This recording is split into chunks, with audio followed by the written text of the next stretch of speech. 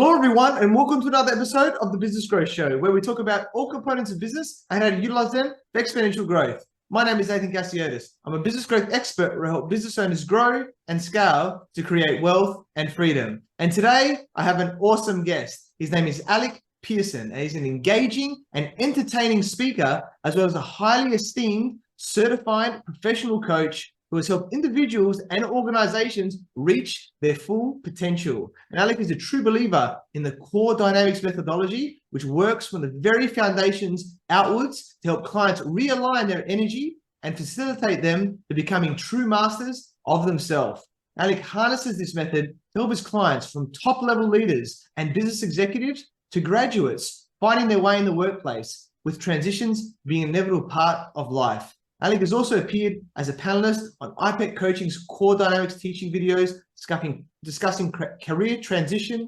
showcasing his depth of knowledge and experience. Alec's coaching experiences help his clients and audiences alike to navigate the ever-changing workplace. Burnout, imposter syndrome, and the challenge of managing remote and hybrid teams are increasingly common issues for business leaders. Alec is an expert in helping clients overcome these key challenges by unblocking factors impacting their productivity and happiness. With his 10 years of teaching experience and guest lecturing appearances, Alec can also provide valuable insights into generational differences in the workforce. Welcome, Alec Pearson, and thank you for being on my show. Hello there, and thank you very much for inviting me on. A real pleasure. Yeah, awesome, mate. I'm sure it's going to be a great show for everyone watching and listening today. So you're a very successful entrepreneur. So for those people who don't know who you are, please introduce yourself by telling us about you and your journey. Yeah, well, my journey started in IT. I was doing technical IT for 18 years.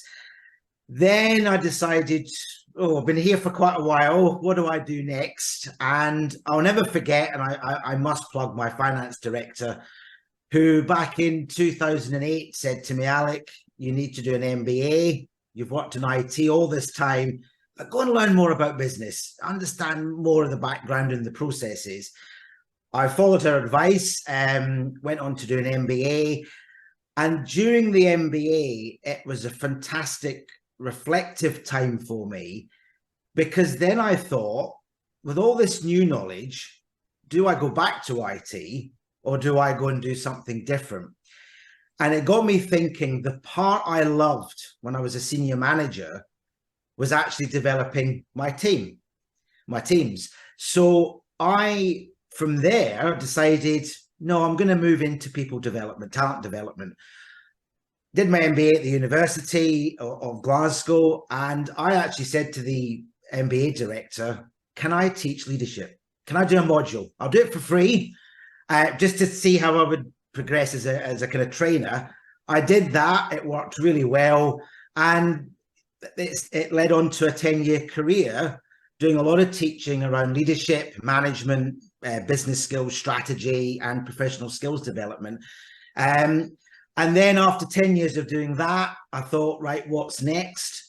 And the part that was missing for me when I was training was having longer term relationships with those I was developing.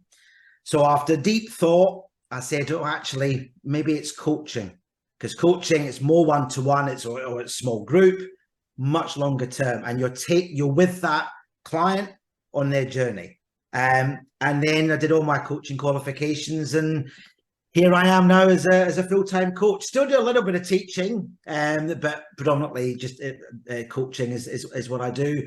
And I focus on career and leadership coaching, but from a framework of strengths and core energy coaching. Yeah, awesome, mate. Love that story. And I've done an MBA as well, and it was a pivotal time for me, from not doing any study beforehand to that. And I think there's a lot of great realizations and knowledge that comes out of that. So I love that story of that trigger point and that manager, leader that actually helped you go on that journey. And then you're now able to, give back, right, to others in a big way through leaders and managers, or through directly, through individuals at the same time. Really powerful. And so let's get into it now and talk about, strengths, right? And then how do you utilize these strengths and, I guess, core energy coaching approach into what you do, whether it's individuals, organizations, to facilitate, growth, performance, and skills development? Well, it all depends on the client need. Now, I might have a client that comes to me and says, look, I'm looking to move into a new career.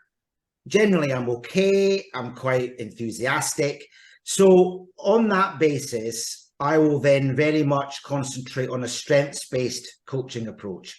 And it's all about getting the client to understand what are their top strengths and how do we make those strengths stronger because they appear to work for you. That's how you, at the moment, you naturally work.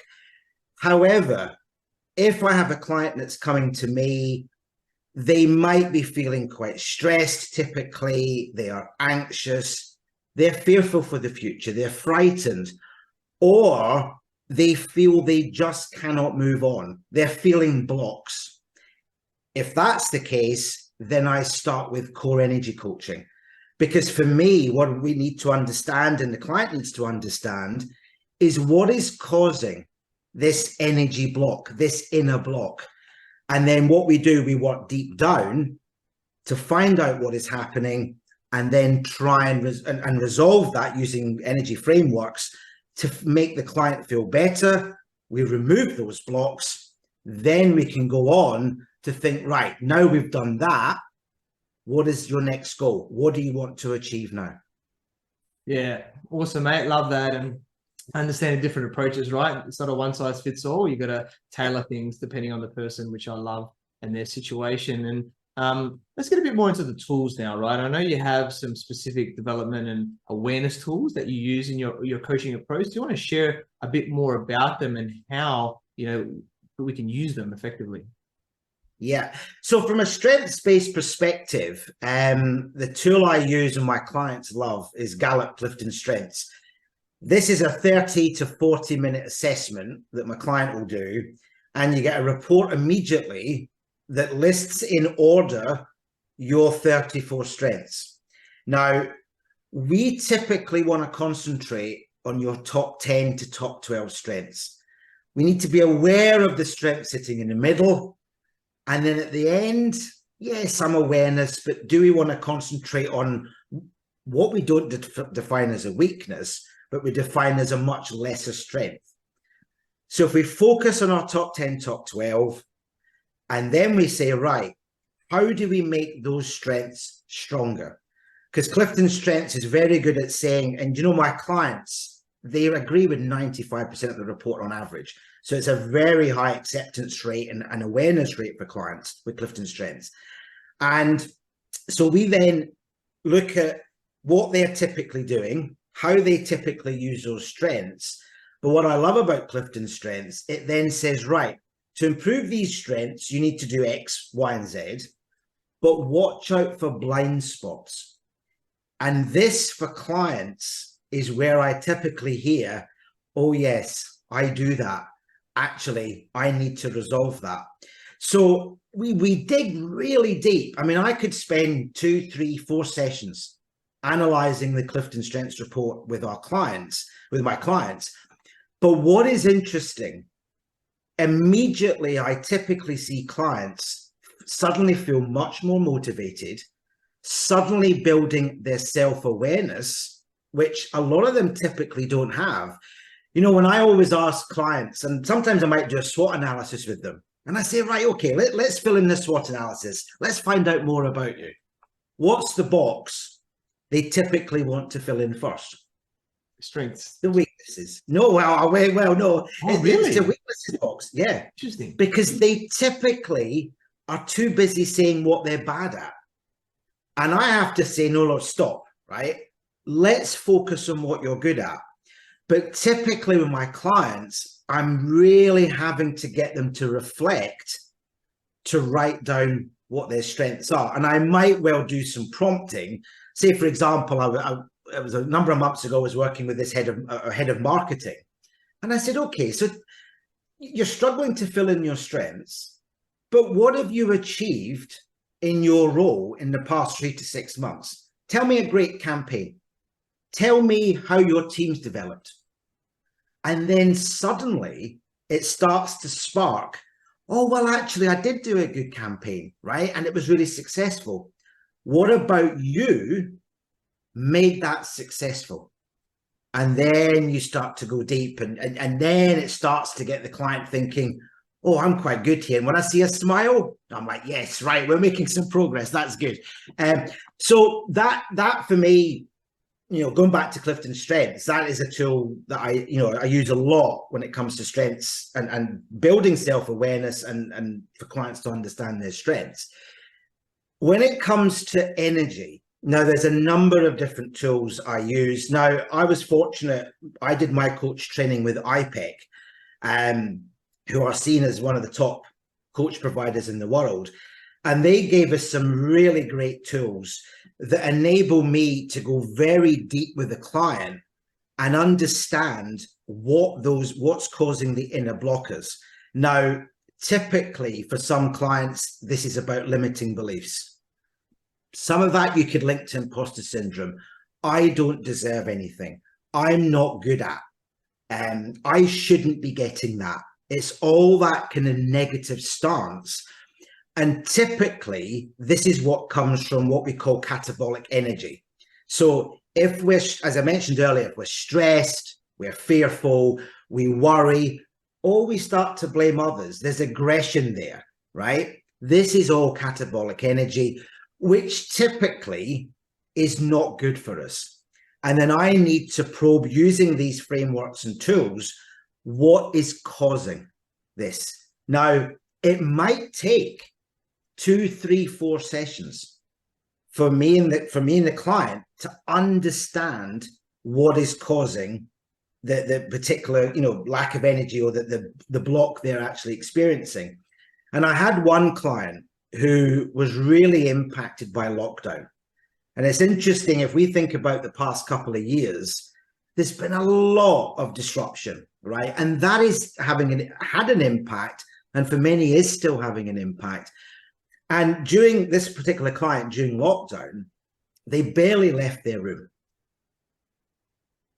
After 4 sessions, we found out what was going on. There was what we call a gremlin. There was this voice saying, no, you can't do this. No, you can't go out.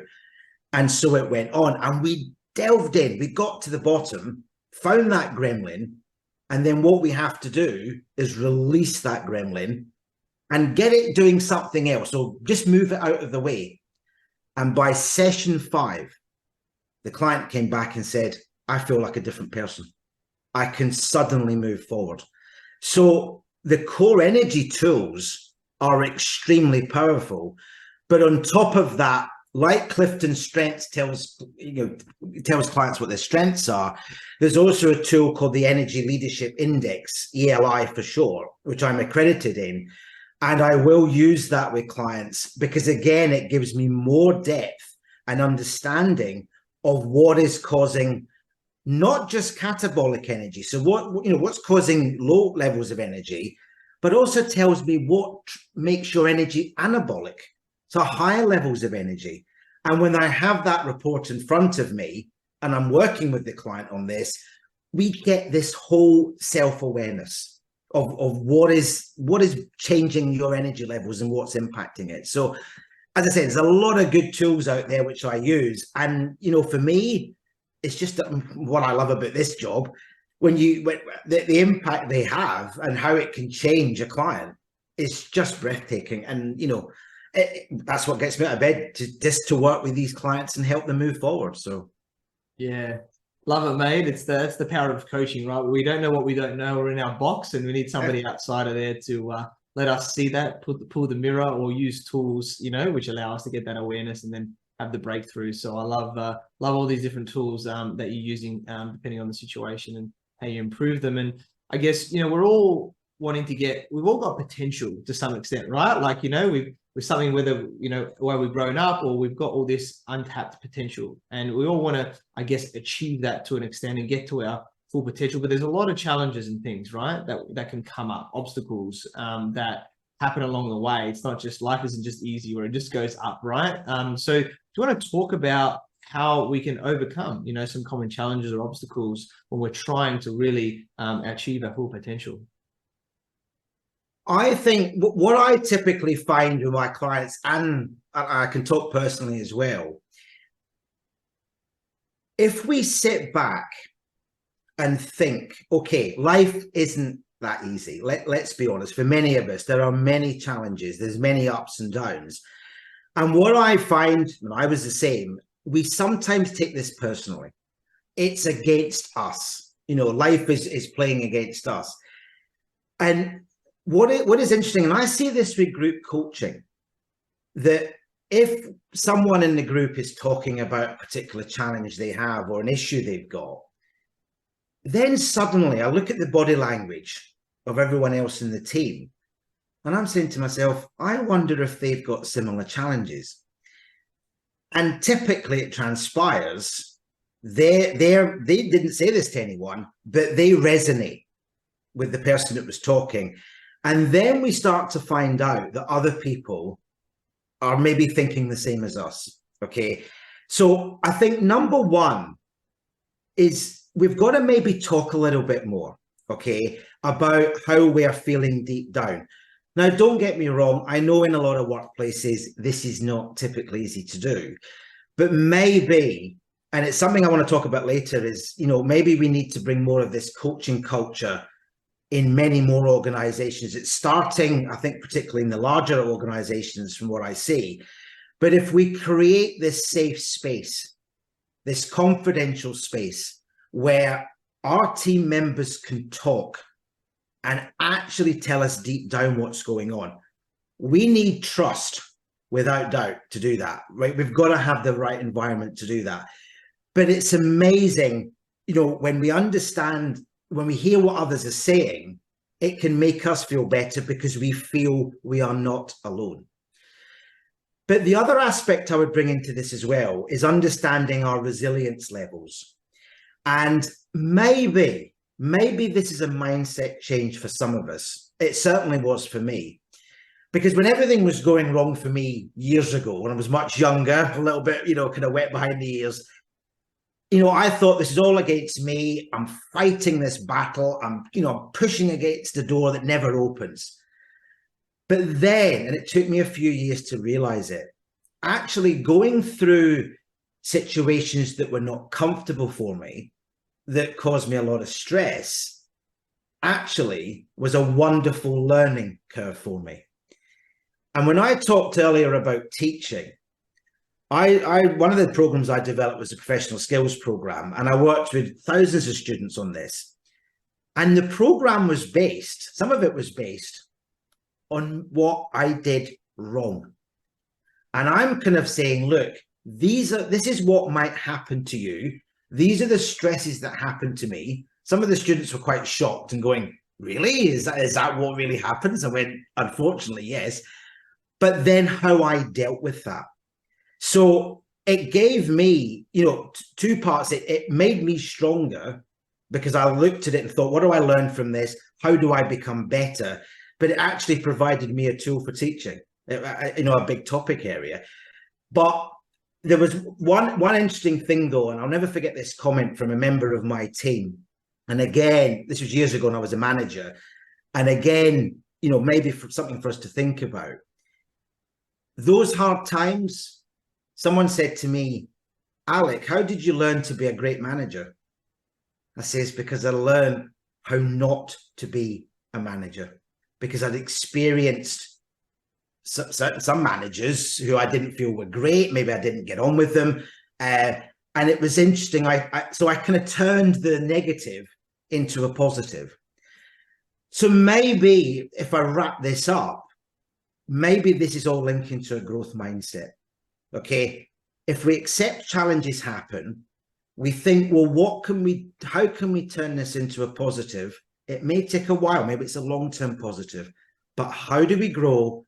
How do we become stronger? And how do we learn from what is happening to us now or what happened to us then when we're doing our next thing, when we're doing our next task, our next project? Because the amount of times when I'm doing anything, I link back to my past is actually quite high. And I think, right, remember that, Alec? That's not the way to do it because you saw the pain that happened when you did it that way last time, or when someone else did it that way?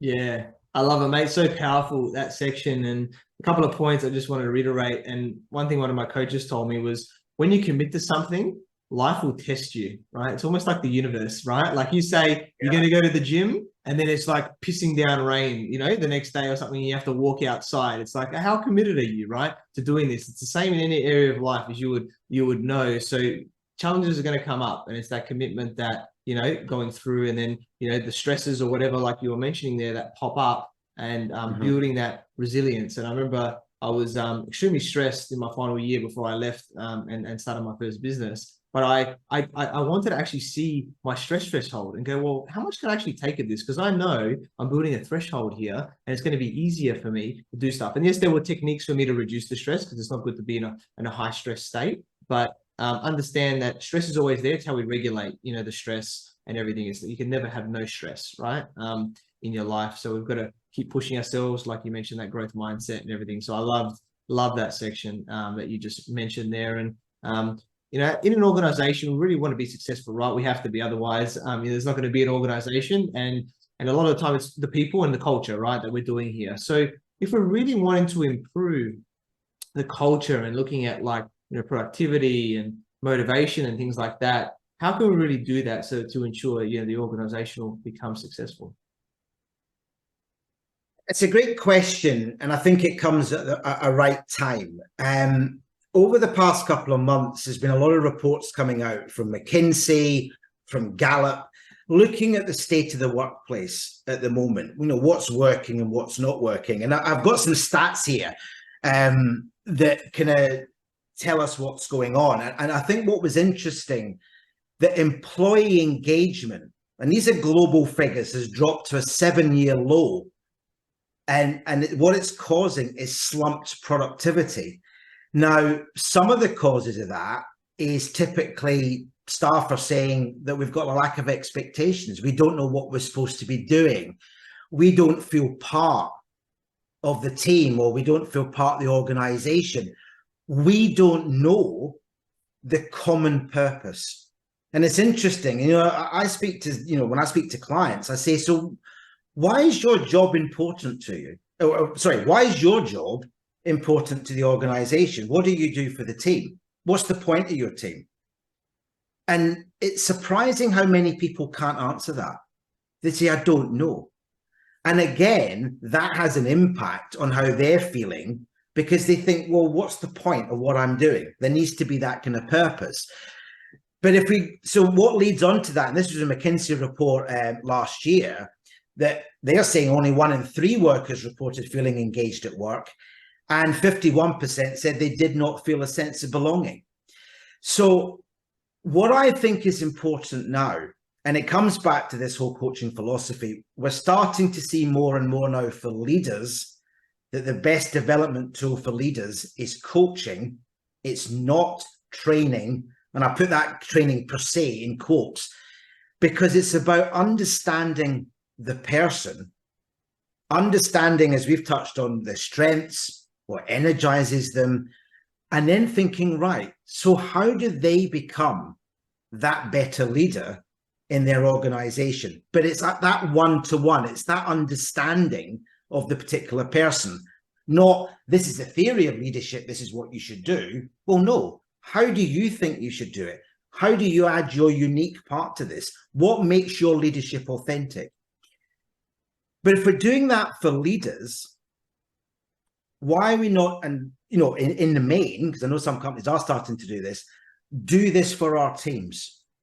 And there's a lot of discussion now about the leader stroke manager being the coach. Now, you imagine if that manager or leader deploys a coaching methodology with his team, or with his or her team, they'll get to understand their team more. For coaching to work, you've got to have that trust, okay? And that trust has got to be two-way. It's an opportunity to understand more about your team members and what motivates them. What are their challenges? How are they feeling? And typically, and again, if you come back to, and use examples here, Clifton Strengths, another tool I use is Belbin, which is Belbin's all about understanding, what are your preferred team roles in a team? There's 9 team roles every team should have, it's been suggested. So actually, what do you do in a team? You understand all that. Maybe part of increasing productivity, increasing motivation, and actually communication and collaboration is maybe when you know more about the team, you've got a bigger chance of allocating the right job to the right person. But through coaching as well, because coaching is not just one-to-one, you can do team coaching. If you have that culture there, that everyone can talk, then the rest of the team are going to understand each other. So maybe when they've got a challenge, they go, well, actually, there's another member of my team. We were discussing this in team coaching. He's really good at that. That's a strength of his. Or a Belbin team role, one of them is resource investigator. They love to go and speak to, build relationships with external stakeholders, be they within the company or outside the company. And maybe if we need that conversation with someone, that's the best person to do it. So what starts to develop over a period of time is that we understand what everyone's good at, what they enjoy doing, and then we understand, well, how do we allocate these tasks accordingly? Then what we see then, that motivation grows, but key to that, with coaching, there's a development path. So some members of staff are not sitting there going, well, I'm not developing, I'm bored. Where am I going in the next couple of years? Coaching, if you've got a good manager or leader that's a coach, their job, right, let's look at your skills. Let's look at where you want to go. What's your goals? What's your vision over the next 6, 12, 18, 24 months, whatever it might be? So suddenly, it's all about long-term development and that personal growth for each member of the team. Yeah, I love that. So powerful. And getting everyone to keep moving forward and growing them in different ways. And I love the leadership coach. And I'm an NLP master practitioner. And, what I learned from my trainers that taught me that, I did it twice with 2 different people, is that it's not just for, for coaches, but people that work like as leaders and managers, right? A lot of people don't think about it for this exact reason. So I think if everybody, whatever methodology, right, there's so many out there, learn these things, then it just helps, for massive growth and get everyone on that growth mindset. So I love that. And I guess we're moving in the right direction now, right? Like we're focusing on our strengths, we're getting the team on board, but a lot of the time, depending on the person's mindset, they may be having some doubts or, limiting type of things that come up in their head going, oh, can I really do this? And everything like that. So what are your thoughts around how they can overcome their doubts, about making sure that, their talents and everything like that are already coming out and showcasing them? Yeah. Here, this is where we've got to understand what is causing those doubts. Now, it could be, and I've seen this with some clients, that it's not a doubt specifically about the task or project you're asking them to do. It might be something about that task or project that's triggering a past experience. Because it might be, and what we see, this is another area we look into for core energy coaching within our inner blocks, is it could be an interpretation or an assumption about this task or project that is causing that block. So what we need to do is, and again, we need patience, okay? I think any coach, it's not up to me as a coach to drive, how quickly the client should be developing. I'm sitting back and I'm working to the client's timescales. Some clients will develop very quickly, others, they need more time. But I've got to provide that time and have that patience. So I'm just going to have conversations. Why are you feeling this way? How else could you look at this? What do you believe you need to do to try and, help you get over this limitation that, or fear or stress you have over a particular task or project? But it's all about digging deep down, okay? And maybe some of it is actually down to they're embarrassed to say, I don't know how to do it. Maybe it's nothing to do with the past. Maybe it's nothing to do with triggers. It's just maybe they just need some help. So maybe, you know, I take my coaching hat off, I put my training hat on, and we'll do a little bit of training on that if that's what is needed. Okay. So it could be a multiple array of things that could be causing these kind of thoughts, but it's just about probing nice and slowly and gently, and, you know, and getting the client eventually to open up to you and find out what it is that's causing it. It may be the client just does not know. Then it links back to what I said earlier. This could take 3 or 4 sessions to find out what is causing that issue. Yeah, awesome. I love that. And I guess now we're moving forward, right? We're helping them as much as possible. We've got a bit of a plan, right, on goals with people, whatever that is.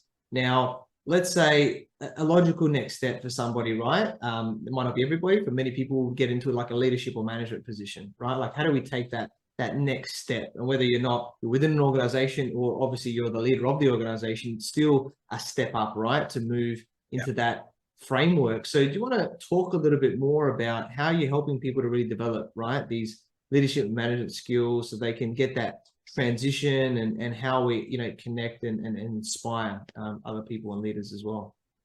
Okay.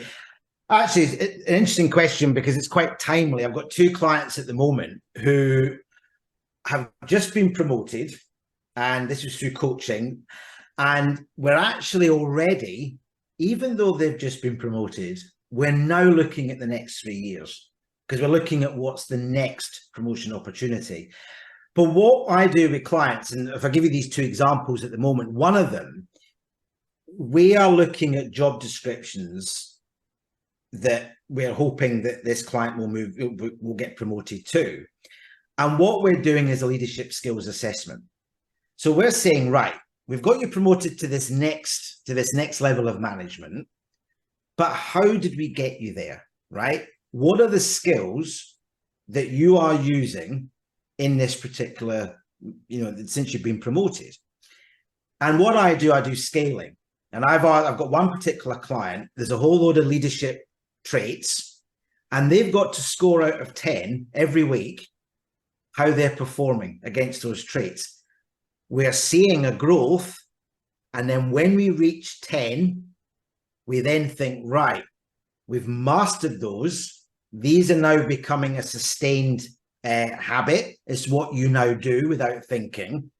Now, the journey to get you to the next level. So what are the next lot of leadership skills that we need to develop?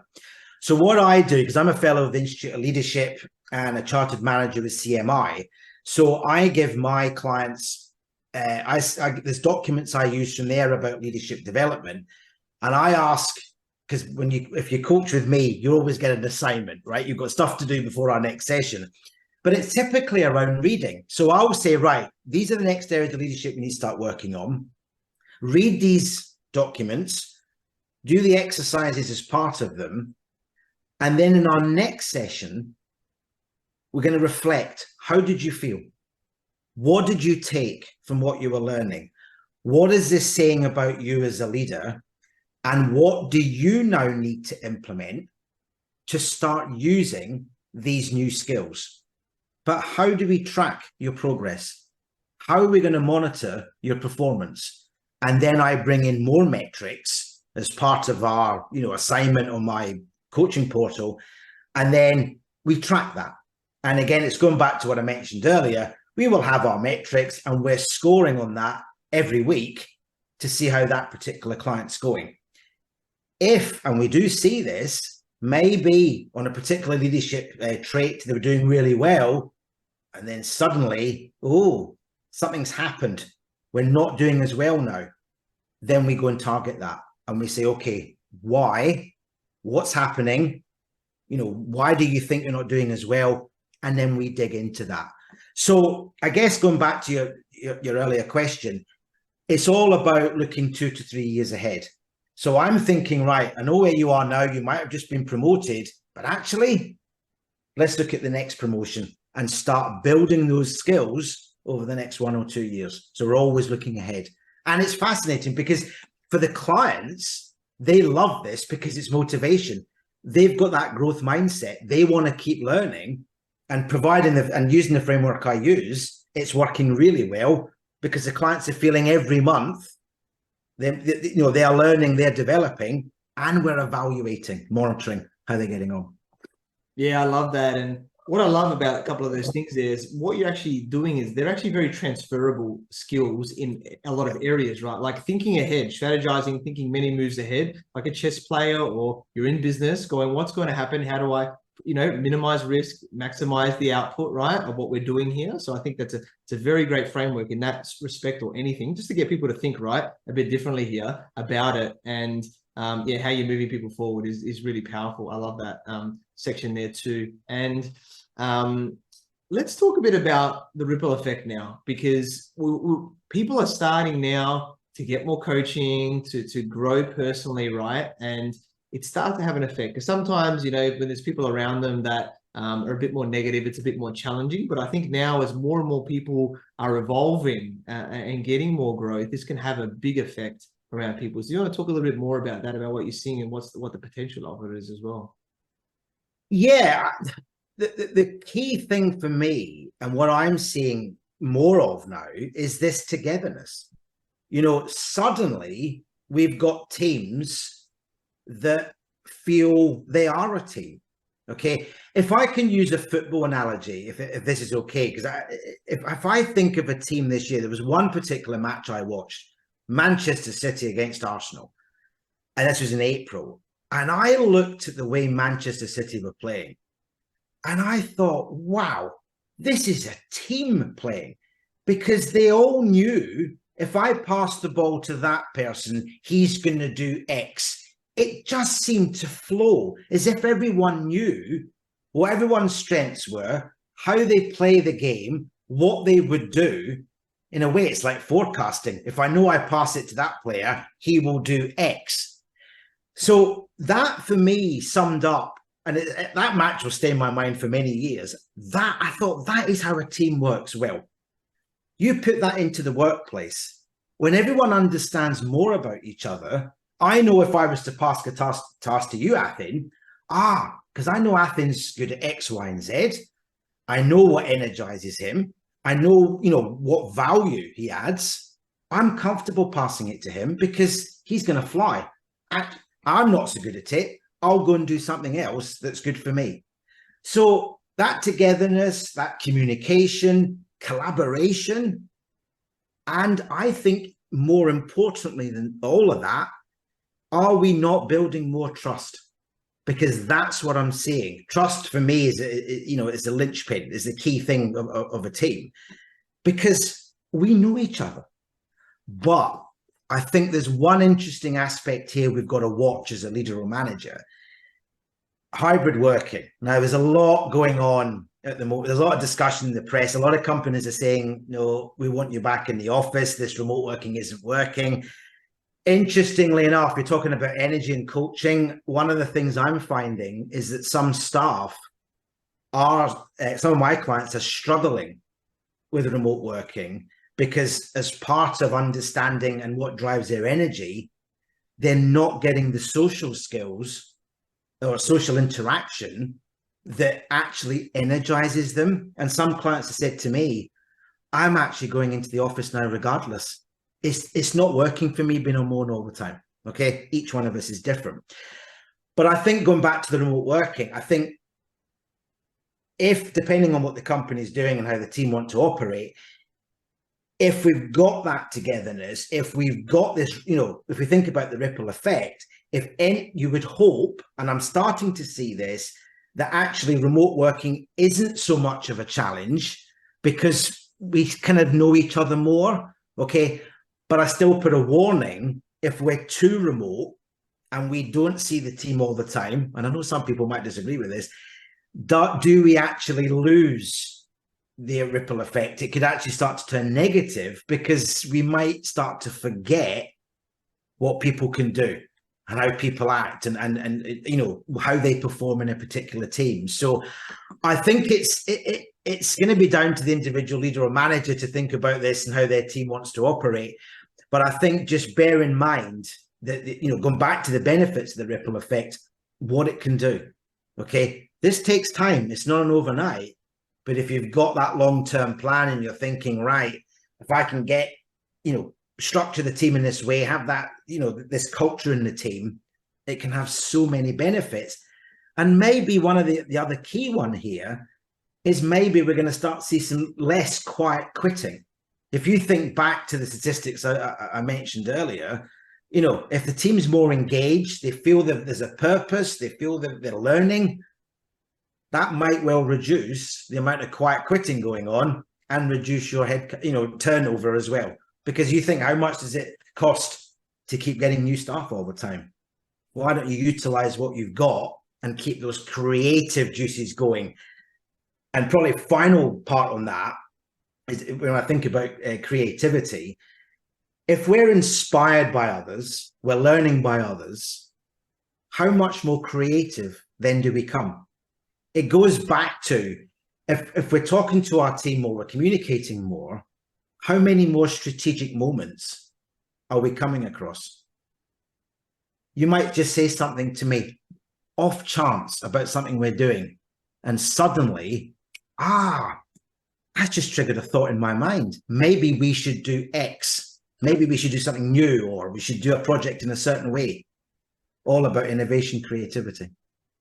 Yeah, awesome, mate. Love that section, all those different elements of what we need to think about, and really cultivate and get everyone in the right positions and the whole team of growth and everything like that. Really powerful, and so much knowledge and wisdom and gold share with us today, mate. And I guess as we're wrapping up here today, what one key piece of advice would you like to give to all the entrepreneurs watching and listening today?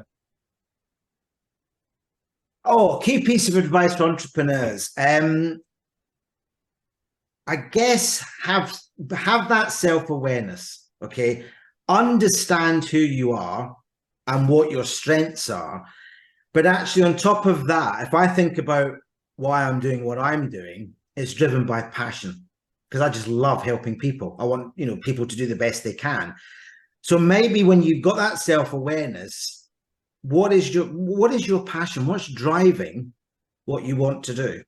Because there are bumps on the way for any business, right? We're going to have some bits where it's working well, and then suddenly things are not going well. We need to think about our strategy again.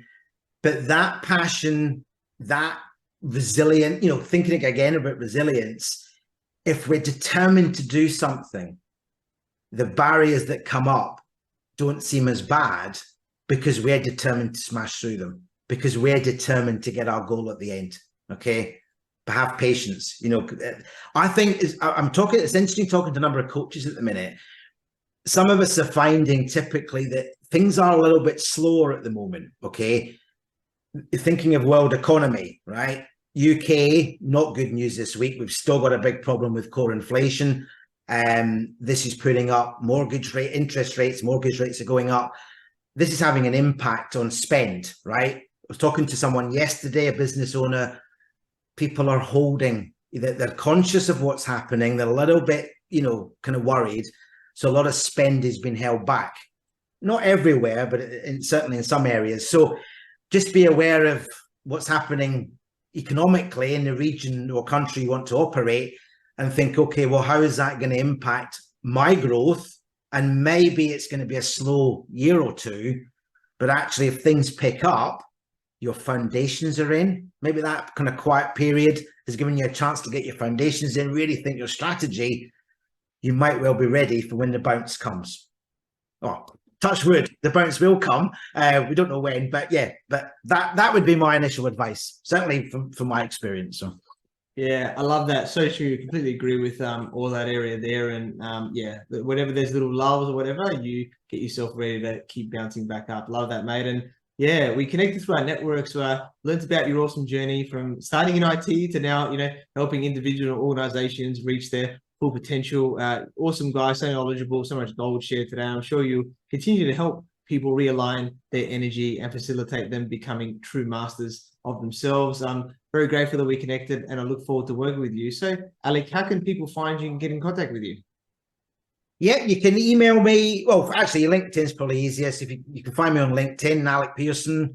You can email me, alec@alecpearsoncoaching.com, or my website, which is www.alecpearsoncoaching.com. Awesome, guys. Definitely check out Alec on socials, websites, and all of that.